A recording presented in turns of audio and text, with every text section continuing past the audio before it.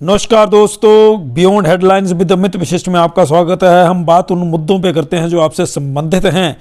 आज हम बात करेंगे एक ऐसे ज्वलंत मुद्दे की जिसके ऊपर बात करने में बहुत कम लोग हिम्मत दिखाते हैं और अगर कोई करते हैं तो उसको सीरियस भी कोई नहीं लेता, यानी सामने आकर के कोई भी उस बात को सपोर्ट नहीं करता।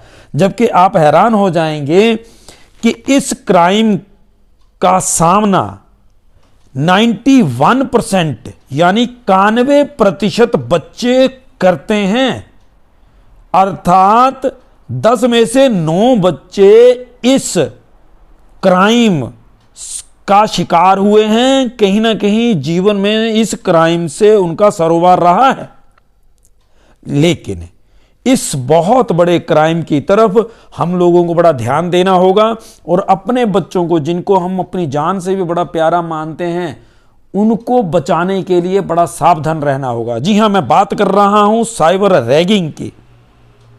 साइबर रैगिंग अलग अलग ढंग से है। ये बहुत बड़ा एक गिरोह की तरह काम करते हैं। एक पूरी प्लान्ड इनकी एंट्री होती है किसी की भी लाइफ में।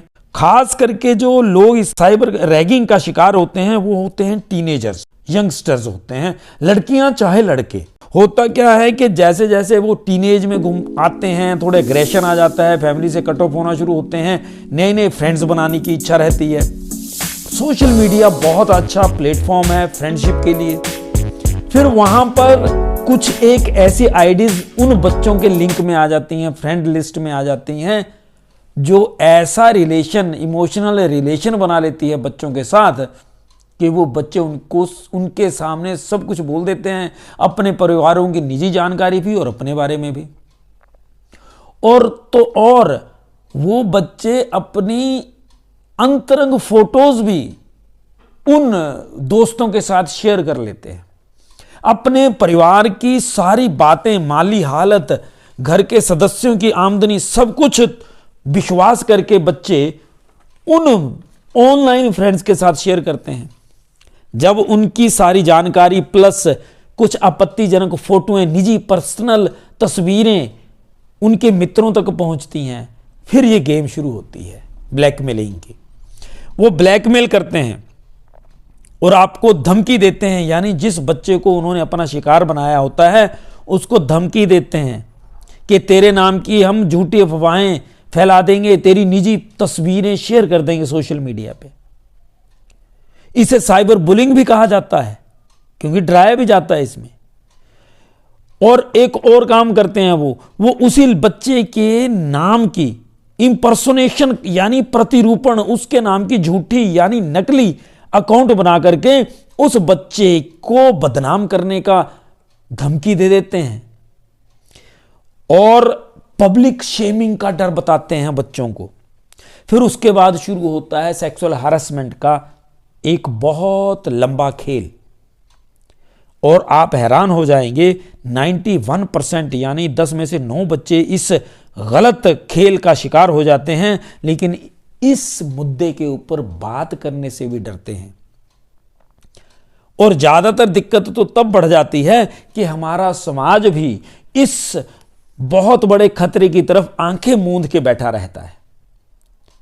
यह एक ऐसा ज्वलंत मुद्दा है जिसका शिकार हर एक छोटा बच्चा हुआ है, चाहे वो जाने चाहे अनजाने में। और दिक्कत कहां पे है, वो बच्चे एक्सप्रेस ही नहीं कर पाते, बता नहीं पाते, और उनको लगता है कि उनके परिवार वाले उनके साथ, अरे पता नहीं वो क्या गलत सोच लेंगे, मेरी तस्वीरें वहां चलेंगी, लड़कियां चाहे लड़के।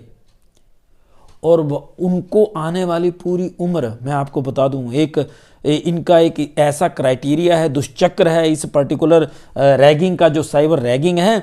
इसमें फिर ये आजकल तो ये ट्रेंड चल गया कि वो लड़का चाहे लड़की जो इनका शिकार है, अगर वो उनसे डरता रहे तो वो उसको एक तो फिजिकली यूज कर लेते हैं, दूसरा फिर उसको बोलते हैं कि तुम्हें नौकरी करनी है और अपनी इनकम हमें देनी है, अगर तुम नौकरी नहीं करोगे तो हम तुम्हारे राज लोगों में खोल देंगे। ये भय पैदा कर देते हैं। ये एक बहुत बड़ी दिक्कत का इस समय हमारे समाज के जो युवा हैं, छोटे बच्चे हैं, वो फेस कर रहे हैं। ये पुलिस रिकॉर्ड है। और ज़्यादातर हम लोग अपने बच्चों के बारे में बात ही नहीं कर पाते। हमारे छोटे छोटे बच्चे टीनेजर्स इसका शिकार होते हैं। और दुखद है, वो हमसे बात नहीं कर पाते। हम सोचते हैं वो सब ठीक हैं, बड़े खुश हैं, अरे हमारे साथ इरिटेट हो रहा है, हमारे साथ लड़ता रहता है। यार भाई, अंदर से वो खौफ ज़्यादा होता है, वो डरा हुआ होता है, किससे बात करे। फिर उसका जो एंगर है, उसका जो अपने साथ डिससेटिस्फैक्शन है, वो गुस्से के रूप में, ज़्यादा अग्रेशन के रूप में निकल जाती है। किन के ऊपर निकलेगी? वही जिनको उसे लगता है कि ये सहन कर लेंगे। अब वो समझाना उसके लिए शायद कठिन हो जाता है। ज़रूरत है इस समय समाज को जागने की और साइबर रैगिंग के विरुद्ध खड़े हो जाने की, साइबर रैगिंग के विरुद्ध एक मुहिम चलाने की, साइबर रैगिंग को एक ऐसी सच्चाई जो बच्चों को पता हो, और अगर किसी के साथ ऐसा कोई भयावह करे, डराए उनको, भयावह खेल खेलने की कोशिश करे, वो बच्चे सामने से खड़े हो जाए, भैया तुझे जो करना कर ले जा, मेरे परिवार को सब पता है, मेरा परिवार मेरे पे विश्वास करता है। ये भाव। और मुझे स्वामी प्रेमानंद की बात बहुत पसंद आती है। वो बार बार बोलते हैं कि अपने बच्चों को इतना ज़्यादा प्रेम करो, इतना ज़्यादा उनके साथ दोस्ती कर लो कि उस बच्चे को बाहर जा कर के मित्र ना ढूंढने पड़े, सोशल मीडिया हो चाहे कोई और मीडिया हो। तो ये माता पिता को भी चाहिए कि आप अपने बच्चों के प्रति किस नज़रिए से रहेंगे, कैसा आपका रिलेशन होगा। क्योंकि आपका रिलेशन अच्छा होगा तो बच्चे साइबर रैगिंग से भी बचेंगे और साइबर बुलिंग से भी बच जाएंगे। उनकी किसी तरह की हैरेसमेंट करने की हिम्मत कोई नहीं कर पाएगा। इसीलिए अपने बच्चों को बचा लीजिए, अपने बच्चों के मित्र बनिए, अपने बच्चों को अपना मित्र बना लीजिए। और अगर कोई ऐसी दिक्कत हो, ऐसा माहौल हो जाए आपके परिवारों का कि वो आपसे डायरेक्ट आकर के बात कर लें कि ऐसे ऐसे हो गया था, मुझे बताओ मैं कैसे सोल्व करूं अपनी प्रॉब्लम को। क्योंकि बच्चों के सबसे अच्छे मित्र उनके माता पिता ही होते हैं। तो आप आज ये कदम और ये एक जिम्मेदारी अपनी जीवन में जरूर महसूस करके इसको अपने जीवन में उतार लीजिएगा।